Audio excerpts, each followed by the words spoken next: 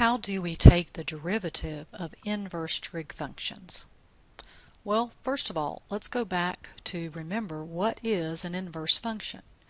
A function has an inverse function if it passes the horizontal line test, meaning that if you draw a horizontal line through the function, it cannot pass through that function more than one time. So if you have the sine graph, it does not have an inverse function unless you restrict the domain. A convenient restriction is from negative pi over 2 to positive pi over 2. That way you get all your values of your trig function from negative 1 all the way up to positive 1, and now that guarantees that you will have an inverse function. So looking at this next picture, just blown up a little bit, so you have, if you restrict that domain, then of course your inverse function is reversing your x and y values. Now you have this graph, and that is the graph of y equals the inverse sine of x or the arc sine of x. So remember, on your inverse functions, your domain and range are reversed. In like manner, the cosine function can be restricted, and this time we'll restrict it from 0 to pi, and that gives us values of the functions, again from negative 1 to 0, that's why that restriction, and here is the graph of the inverse cosine or the arc cosine function. In like manner, inverse tangent function. Its restriction from negative pi over 2 to positive pi over 2 gives you all the values of our tangent function. And again, switching those values of x and y, where we had vertical asymptotes, now we have horizontal asymptotes. Our three remaining inverse trig functions can be restricted in the same type way.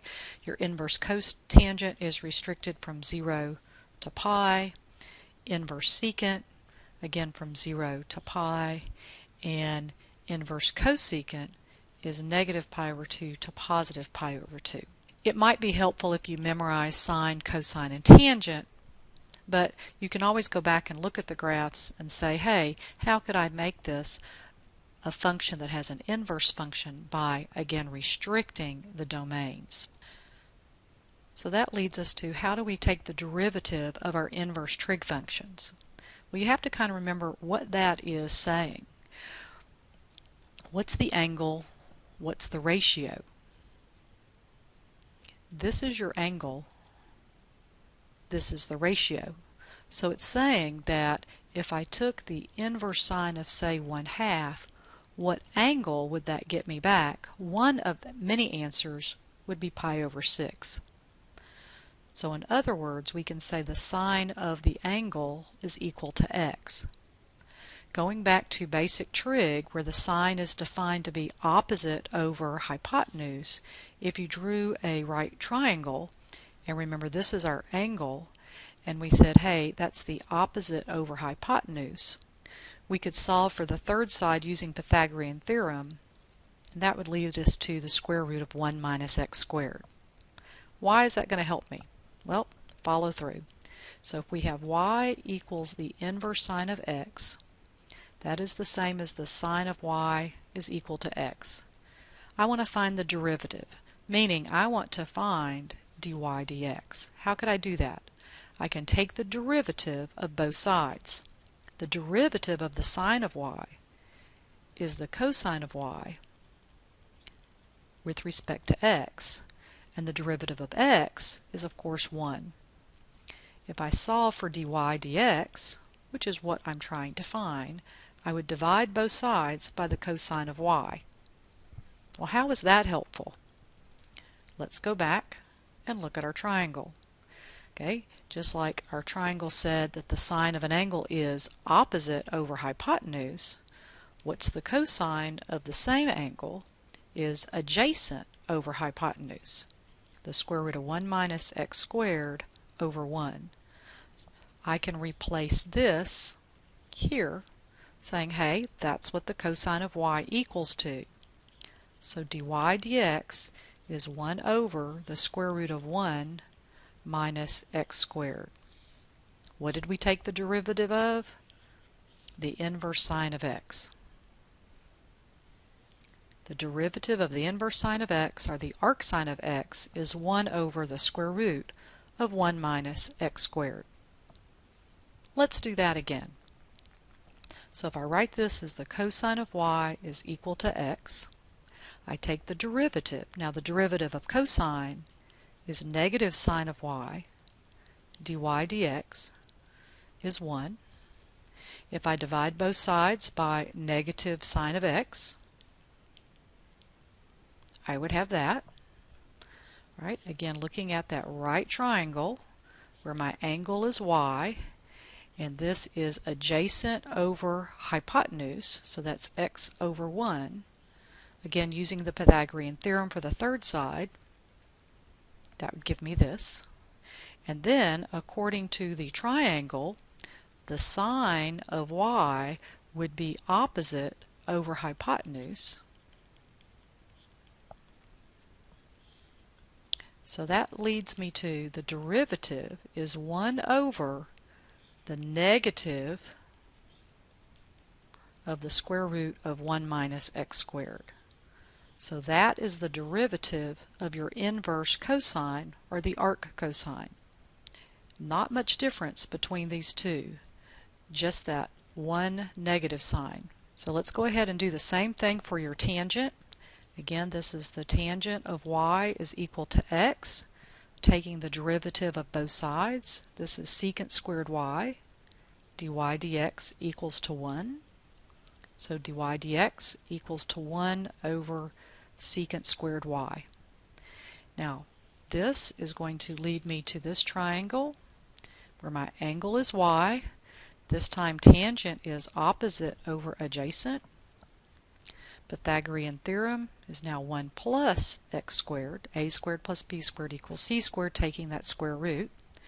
And the secant of y, the secant is hypotenuse over adjacent.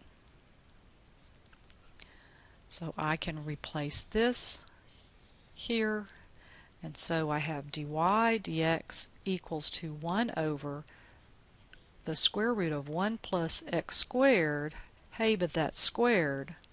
So dy dx is 1 over 1 plus x squared. And that is your derivative for the inverse tangent. In general, here are all your rules. You really need to memorize them. I would say stick with these three because you can see that these are the exact same thing except with a negative sign. They're okay, they may come in handy, but really these three are going to serve you well. So let's just put those to practice. So I have the derivative of arc sine of x squared. So looking at my formula, I know that it is the derivative of u over the square root of 1 minus u squared, and that is the derivative of the arc sine of u. So I need to know what u is, which is x squared. So u is x squared, du equals 2x. So I'm ready to write down my derivative. My derivative is the derivative of u over the square root of 1 minus u squared. Don't forget to square it. So that's 2x over the square root of 1 minus x to the fourth. Pretty easy. Here we've got the product rule. So I have my first function and the derivative of it. My second function. Okay, so looking at my formula, how do I find the derivative of the arctangent? It is the derivative of your angle divided by 1 plus your angle squared. So again, using the product rule, I would be multiplying those together. I'll go ahead and square that, plus that product.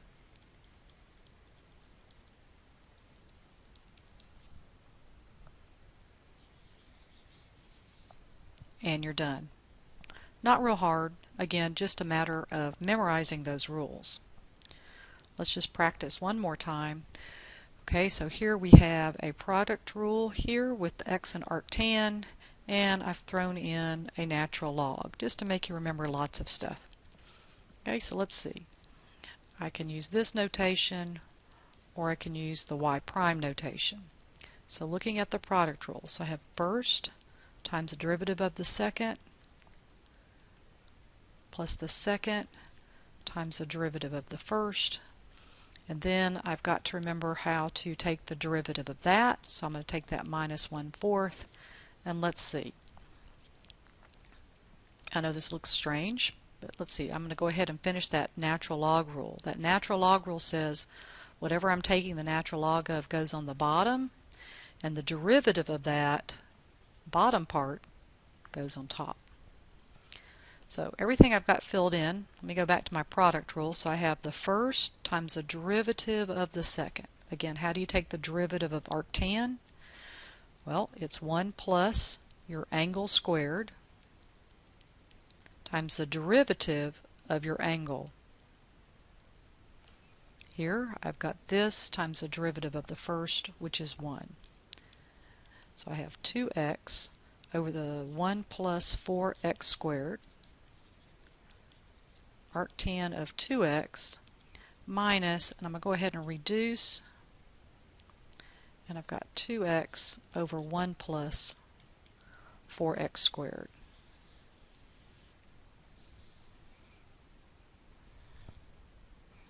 So let's go back to Cal 1 and remember how to find an equation of a tangent line. So the equation of the tangent line, you have to find the slope of the tangent line, which of course is the derivative. So dy dx, which is my slope of the tangent, is going to be just using my arctan rule. So I have 1/2, and then I believe that would be negative 1 over the square root of 1 minus x squared. But I want to evaluate it at a certain point. That's my x value. So my slope at that value is 1/2 times negative 1 over the square root of 1 minus, and then I have to square this, so I believe that would be 2/4. So just doing a little bit of arithmetic, that's 1 over 2 times the square root of 1 minus 1/2, which is negative 1 over 2 times the square root of 1/2. That's really ugly, but I believe I can look at that and say, hey, that's negative 1 over 2 over the square root of 2, flip and multiply, and I have that. Alright, so now I need the equation of a tangent line. So they give me my y value, so y minus 3 pi over 8 equals my slope times x minus my x value. So we could leave it like that, or we could go ahead and distribute, make it a little bit prettier, not much. We have y minus 3 pi over 8 equals negative square root of 2 over 2x. If I multiply those together, that's going to be minus 2/4, which is 1/2. So these are the rules you really need to memorize.